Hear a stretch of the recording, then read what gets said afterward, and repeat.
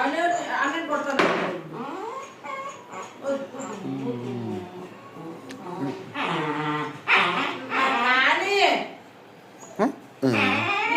నెల కొట్టినేస్తానమ్మా. అడెక్కడో ఉంటేని కర్ర ఇరిగిపోద్ది.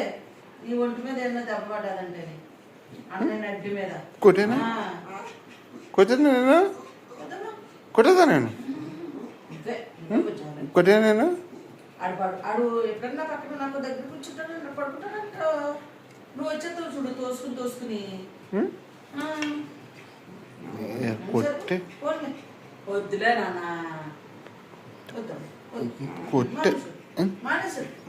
కొట్టేదా నేను